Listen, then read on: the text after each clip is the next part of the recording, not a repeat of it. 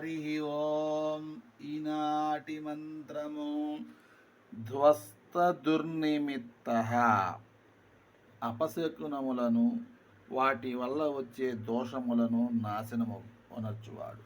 మనం ఎప్పుడైనా బయలుదేరేటప్పుడు అపశకునాలు వచ్చినా, బయటికి వెళ్ళినప్పుడు మనకు సరైన ఇది రానప్పుడు వెంటనే ఇంటి లోపలికి వచ్చి స్వామివారి పటం ఎదురుగా స్థిమితంగా కూర్చొని కాస్త అలా మంచినీళ్ళు తాగి బయలుదేరితే దాటి యొక్క దోషాలు మొత్తం ఆయన చూపిస్తారు. అలాగే మనం ఎప్పుడైనా ఒకసారి ఖచ్చితంగా బయలుదేరాలి, కానీ ఆ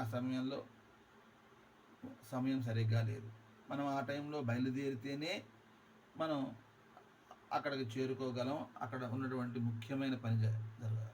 అటువంటప్పుడు చక్కగా స్వామివారి పటం ముందు కూర్చొని స్వామివారికి నమస్కారం చేసుకొని బయలుదేరితే ఏ విధమైనటువంటి దుశ్శకునాలు ఉండవు, ఏ విధమైనటువంటి దుష్ట కాలాలైనా సరే వాటన్నిటినీ కూడాను ఆయన నివృత్తి చేసి మనం వెళ్ళే కార్యక్రమంలో విజయాన్ని కలగజేస్తాడు.